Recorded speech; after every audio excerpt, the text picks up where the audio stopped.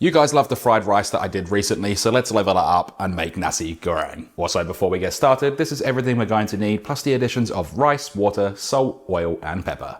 Now, step one is the rice. We're going to do this first so we can get it in the fridge or in the freezer to cool down completely, or you can do this a day before, but we're going to need 300 grams or about 1 1/4 cups of washed jasmine rice. 600 milliliters or 600 grams of cold water. You can use stock as well if you want to intensify the flavor. I like to season my rice, of course you don't have to, and then we're going to place this over a high heat and bring it up to a boil. Now with it at a boil, place it on a lid, reduce the heat to low, and we're going to slightly undercook the rice. So we're going to cook this for about 10 minutes. Usually you would cook it for about 12. After those 10 or 12 minutes, however you want to do it, you can turn off the heat, but leave the lid on for a final 5 minutes just to allow that rice to continue steaming. Now after the 10 minutes and that 5-minute resting time, we can carefully remove the lid, fluff the rice up with a fork or a spatula. It should release straight from the bottom of the saucepan, and what you want is something that looks like this. We'll then transfer the rice onto a tray, and I've actually had this tray in the freezer for about 10 minutes just to cool down a little bit. We'll spread it out just so it's not sitting on top of one another. Now once you have this spread out, we want to get this in the fridge or the freezer as soon as possible. The quicker we cool this down, the less chance of any bacteria forming. If you start to leave this out, that's when bacteria starts to grow, and that's a common misconception with rice. It's not actually the reheating that's the problem, it's leaving it out, letting it cool down. It's in that danger zone of 5 degrees Celsius to 60 degrees Celsius, which is where bacteria forms. So the quicker we get this cooled down, the less chance of that happening, and there's pretty much zero chance if you cool it down correctly. Now you can put this in the fridge or you can put this in the freezer, and you can do this the night before, which is actually better. Now the next step is the prep. We're going to get everything ready and then do the chicken last. What I have here is 3 shallots. This is going to be for our aromatics. Just take off the tip and then we can slice it in half straight through the root. Once you have them cleaned up, you have 2 options. You can either thinly slice or you can finely dice, which is what I'm going to do. Just going to make those thin slices stopping at the root and then make a horizontal slice through the center to break up that formation. Of course, that's optional. And then just go through and finely dice this into those small pieces, just making sure you trim off any excess flesh from around that root so we have no waste. And you're looking for those nice fine pieces like so. Next is 4 cloves of garlic. Just crush these with the side of your knife, just push down, and then what we're going to do is go through and finely mince them. Doesn't have to be too perfect, just make sure that there's no large pieces. If you prefer, you can also slice them and you can also grate them on a microplane, but grating them on a microplane for this recipe can burn quite quickly, so those larger pieces, you're gonna get that nice nutty flavor doing so. All I like to do is have something that looks like this. An optional ingredient is 1 long red chili. I'm just going to thinly slice this. We can put this into our Nasi Goreng, or you can just use it as a garnish at the end. And if you don't like heat, you don't have to use it, but these chilies aren't that spicy anyway. You can also roughly chop these into those small pieces and fold it through the Nasi Goreng. Another optional ingredient is 3 spring onions or scallions. Just going to thinly slice these into those small rounds, and you can separate the greens from the white root, but for this recipe I'm just going to fold everything together and use a little bit of that green stem as garnish at the end. And like I always say, you don't have to go out and buy a whole bunch of spring onions just to use 3. Use them if you have them or if you want to get them. If you are making this ahead of time and you want to prep all of your ingredients first, you can chuck these into ice cold water with a few ice cubes. It's going to help crisp them up and extend their life. The last ingredient is 800 grams or 1.8 pounds of chicken thigh or chicken breast. Chicken breast I'll have details about in the description. All I'm going to do is slice this into thin strips, rotate, and then dice into small pieces. You can cut this however you like, but I like the small pieces. It just cooks up nice and quick. Now the next step is the cooking. We're going to get a large pan or a large wok if you've got one over a high heat and get this lightly smoking. While it's coming up to temp, we can add in about 2 teaspoons or 10 milliliters of peanut oil, which is a neutral oil. Once you start to see the pan lightly smoke, we can then add in all of our chicken. And just spread this around so it's not all sitting on top of one another. We're going to let this sit for about 2 minutes to build up that crust. In the meantime, just going to hit it up with a little bit of salt, and I'm also using ground white pepper for this recipe. After a couple of minutes, we can start mixing this around. You're going to have a really nice color on the surface of that chicken. We're just going to repeat that same step for a total of about 5 to 6 minutes, or until that chicken is completely browned off and of course cooked through. I'm also saying 5 to 6 minutes because the chicken's a lot smaller. If you do have it on the larger side, it might take anywhere up to 8 or 10 minutes. Now this has been about 6 minutes. The chicken's nice and golden and it's cooked through. What I'm going to do is just turn the pan down slightly, then remove this and just place the chicken into a bowl. Get that same pan back over a medium-high heat this time. You can add in a small dash of neutral oil again if you wanted to, or you can just use the residual fat from that chicken thigh.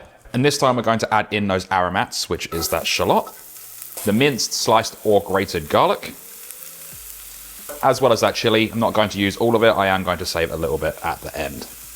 All we need to do with this is mix it around, and we're going to cook this for about 2 minutes, mixing it regularly just so that garlic doesn't burn. We want to get this nice and aromatic, get those smells going, get the flavor developing in that pan. We can also pick up some of that chicken that's been left behind or stuck on the bottom of the pan. Those shallots are going to naturally deglaze the pan. After a minute or two, those aromatics have started to release their flavor and smell. Smells absolutely beautiful. We're going to add in 350 grams or 12.3 ounces of frozen veg, just a mix of peas, corn, and carrot. You don't have to use veg at all if you don't want to, but I do highly recommend it.